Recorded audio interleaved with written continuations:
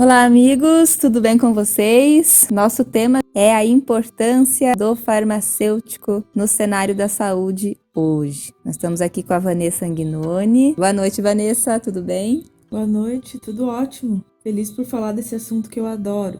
Vanessa, você estava me contando que foi participar de um congresso e você, na condição de farmacêutica clínica, se deparou preenchendo um formulário e lá no formulário não tinha campo para preencher o conselho, é isso? É isso. Então, todo mundo sabe que eu sou ortomolecular, que defendo essa área, que inclusive divulgo muito para os farmacêuticos. É uma área onde a gente tem uma função super importante, a gente se encaixa muito bem e a gente tá ficando para trás, né? Então, cheguei para fazer minha inscrição lá no Congresso Internacional de Prática Ortomolecular, maior que tem no Brasil. Fui preencher o formulário de inscrição e não tinha um espaço para colocar o CRF. Então lá tinha um espaço para o nutricionista e para o médico. E aí eu tive que riscar lá um dos dois e colocar CRF, sendo que a gente é um profissional totalmente capacitado para prescrever os nutracêuticos, os fitoterápicos. A minha missão ainda ficou maior ainda, né? Eu percebi o quanto a gente está ficando para trás numa área em que a gente tem um conhecimento maior, às vezes, até do que o nutricionista para prescrever os nutracêuticos. Agora, isso é uma coisa preocupante, né, Vanessa? Porque a gente está vendo a discussão sobre onde colocar os medicamentos para serem vendidos, o que pode vender, o que não pode nas farmácias. A função do farmacêutico, ela está um tanto quanto nebulosa nesse momento da história, né? A que você atribui essa indefinição, né, essa falta de autoridade, essa crise de identidade que o papel do farmacêutico está sofrendo hoje no Brasil? Então, o farmacêutico, ele era aquele profissional bem antigamente, lá na época das boticas, né? Todo mundo conhece a história, a gente estuda aí quando faz a graduação. Era aquele profissional que muitas vezes atendia o paciente e manipulava o seu tratamento e aí vendia para aquele paciente. Então, era um profissional que estava bem presente, as pessoas procuravam o farmacêutico para se consultar, digamos assim. Mas com a industrialização e a gente começou a produzir medicamento em alta escala, o farmacêutico saiu desse contato com o paciente e se colocou dentro de uma indústria pensando na produção e em gerar os medicamentos em grande escala. E ele saiu da farmácia e deixou a farmácia virar um comércio, onde as pessoas não entendem que aquele local é um ambiente de saúde, que ela pode entrar ali e ter um atendimento, uma consulta. É mais uns secos e molhados, né? Aí isso é uma discussão longa, isso vem de anos, né? Eu mesmo estudei, me formei em 2002 e eu já tinha ideia de farmácia clínica, tive na graduação. A gente falava que veio para o Brasil, veio com força, surgiu o conceito de cuidado farmacêutico, que se ficou divulgado isso na década de 90. Então, veja, não é uma coisa muito, muito antiga. Então, e outra, eu fui no congresso de orto e eu tenho amigos farmacêuticos e a gente sempre se encontra. A gente marca os congressos juntos, cursos, porque a gente se sente sozinho. Então, quando a gente pode, a gente fala, você vai nesse congresso e vai chamando aqueles que a gente já sabe que atuam na ortomolecular. E quais eram os farmacêuticos que a gente encontrava lá? O pessoal da manipulação. Então, o pessoal vai para o congresso com o objetivo de vender, mais uma vez, os seus serviços aos prescritores médicos e aos prescritores nutricionistas. Né? Os próprios colegas de profissão que têm farmácia de manipulação, que poderiam colocar um consultório ali e fazer muita diferença para o paciente, eles não têm a visão de atuar como clínico, eles têm a mesma visão de, eu diria assim, de consultoria para o médico e para o nutricionista. Não sou uma pessoa contra isso. Só estou colocando uma situação que eu enxergo, onde o próprio farmacêutico não se vê. Quando ele vai num congresso de orto, ele não vai muitas vezes com a intenção de clinicar. Ele vai com a intenção de mostrar para o médico, para o nutricionista, que são os prescritores que têm consultório, que ele tem uma farmácia, que ele tem os ativos e que ele dá consultoria, caso você precise, para avaliar uma fórmula e tudo mais. Eu não acho isso ruim, mas é uma visão que não é clínica. Então, os farmacêuticos que você encontra ali ainda tem a maioria, eu diria, estão com essa visão. não estão indo lá para vou montar meu consultório, vou fazer diferença para meu paciente, vou agregar. Não, eles estão com a visão realmente de venda. Tem as questões comerciais aí da indústria, né? A indústria da doença, que a gente sabe, chamam de indústria da saúde, mas a gente sabe que é a indústria da doença. Aí você tem aí todo um paradigma médico. As pessoas têm a tendência de acreditar que a palavra do médico é definitiva. A gente não está condicionado a dar autoridade ao farmacêutico, até porque o farmacêutico mesmo não se põe nessa condição, como você afirmou. Temos aí a questão do paradigma médico, temos a questão da indústria, temos a questão das novas terapias que foram aparecendo, que são revolucionárias, mas nesse caminho também tem um monte de atravessadores que deturpam, né, todo o benefício que essas ciências poderiam nos trazer. Então você tem que acabar filtrando quem são os profissionais que de fato vão acrescentar na prática clínica.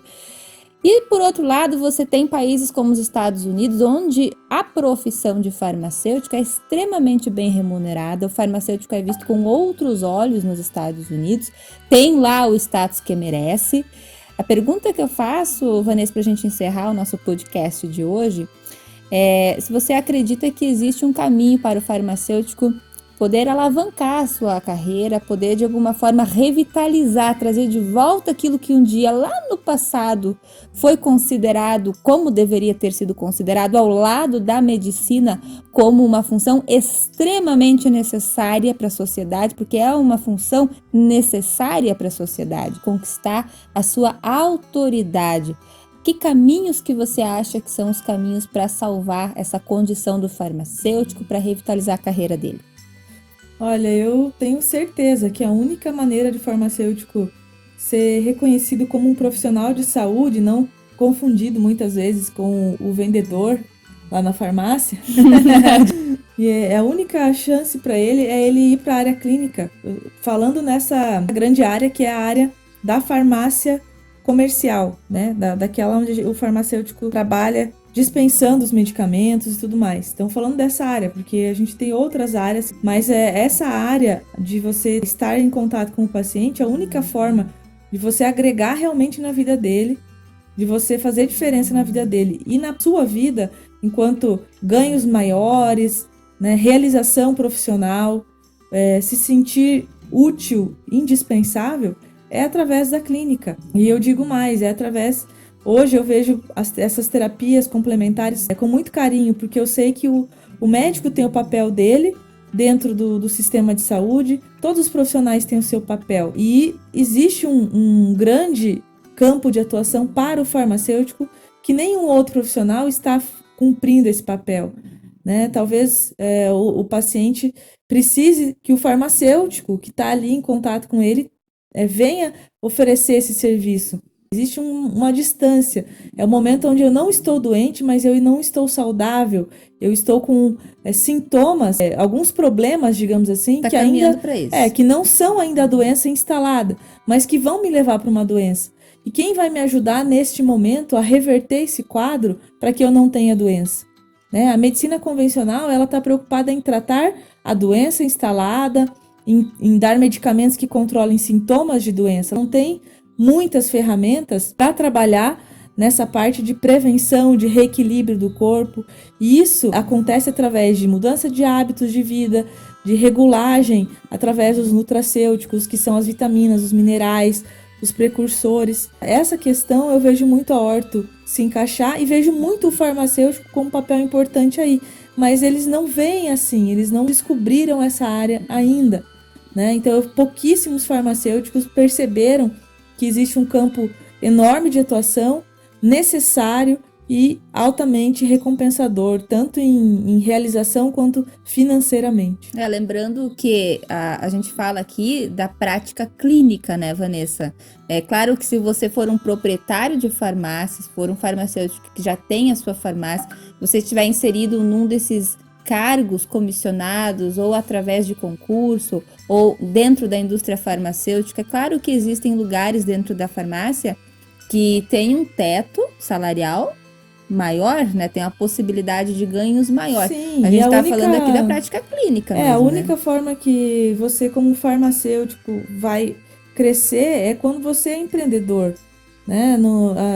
Algum cargo ou outro no sistema público te dá um salário um pouco maior, mas isso são quantos cargos para um povo todo, né? Digamos assim, quantos desses cargos existem e quantos Exatamente. farmacêuticos existem no mercado?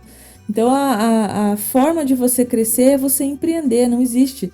Se você for estudar a bibliografia de qualquer pessoa bem-sucedida financeiramente no Brasil e no mundo, ela vai ter um perfil único. Ou ela é empreendedora, ou ela é investidora. Não existe outro caminho para você ter ganhos maiores, para você melhorar a tua qualidade de vida, para você atingir os teus sonhos e as suas metas. Não, Quer não dizer, existe. tem que quebrar também esse outro paradigma de que porque você está numa profissão que é nobre, que cuida da saúde das pessoas, você não pode pensar na parte financeira. Quebrar esse paradigma, né? Esse é um paradigma que eu vou te falar, é trabalhoso na cabeça do farmacêutico, viu?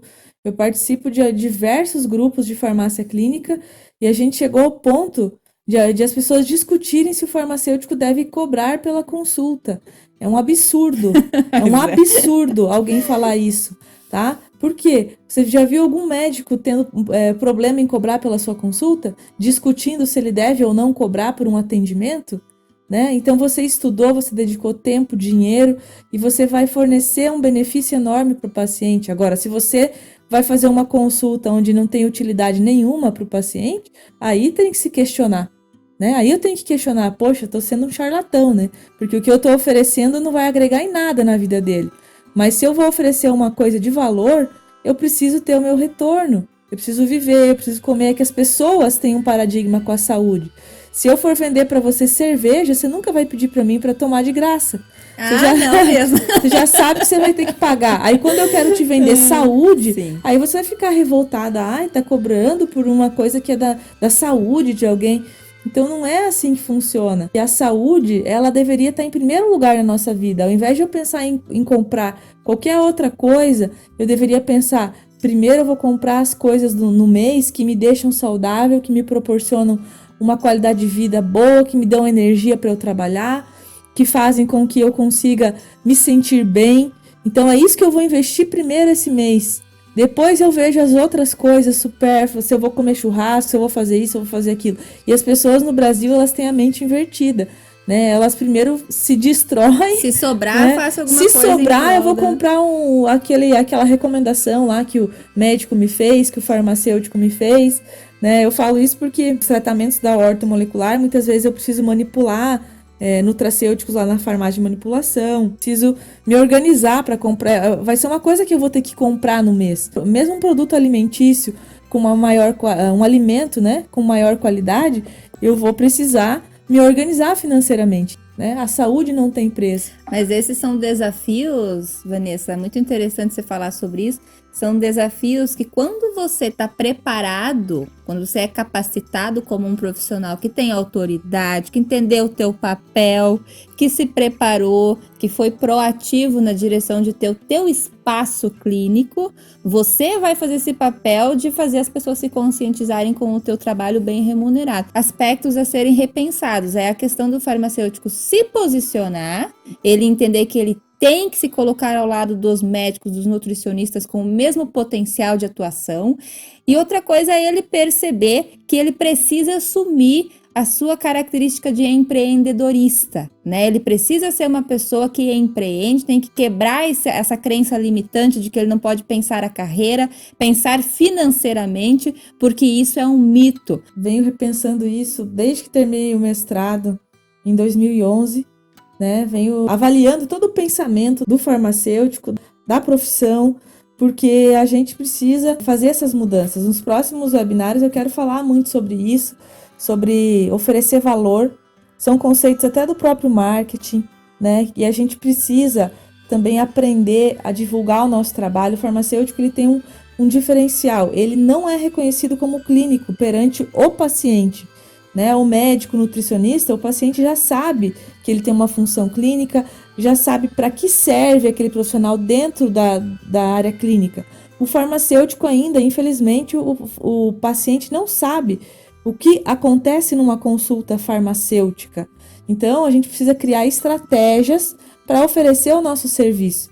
E a gente vai falar sobre isso nos próximos webinários, né? Vamos falar também sobre a clínica em si, as doenças, como tratar, dou dicas. A gente vai falar com certeza também dessa parte de como se colocar no mercado, que é muito importante. O profissional de saúde precisa ter o conhecimento dessas novas terapias, como aplicar, como avaliar os exames, que exames pedir, que tipo de nutracêuticos prescrever, fitoterápicos. Ele precisa ter todo esse conhecimento teórico, mas nada vai adiantar se ele não tiver o conhecimento dos meandros que vão fazer ele implementar o seu espaço clínico, seja tendo um consultório, seja abrindo um consultório dentro da farmácia, não é verdade? Exatamente. Então, são duas linhas. Primeiro, para eu oferecer valor numa consulta, eu tenho que estar preparado para resolver um problema do paciente que ninguém poderia resolver melhor do que eu naquele momento. A gente tem 2 grandes pontos a pensar para atuar na clínica. Estar preparado em conhecimento de doença, fisiopatologia, tratamentos, prescrições,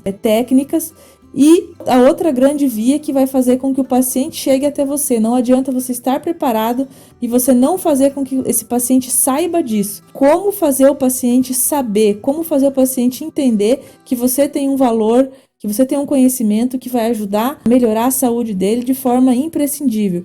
Então são 2 grandes áreas que precisam ser desenvolvidas para o farmacêutico clínico. E isso você entende bastante, né, Vanessa? Pela tua trajetória que você conseguiu criar esse caminho sozinha. Você é uma espécie de vanguardista aqui na nossa cidade, aqui na nossa região. Você criou um caminho muito especial de reconhecimento, deu a cara a tapa, foi proativa, criou teu espaço de clínica e hoje você está sendo reconhecida como uma profissional à altura dos outros profissionais de saúde. Você tem muito a compartilhar com as pessoas. Com certeza, eu, como diria aqui no sul, fui abrindo a foice, né? Fui abrindo o mato à foice, entende? Porque eu gostaria muito de ter um farmacêutico que eu pudesse ter usado como exemplo, o cara que tem um consultório ortomolecular. Quando eu encontrei um bom farmacêutico ortomolecular, ele era um cara pesquisador que fazia consultoria. Quando eu encontrei um farmacêutico que tinha um consultório, ele trabalhava com as terapias convencionais, não era ortomolecular. Então, eu tive que criar uma estratégia e fui muito atrás.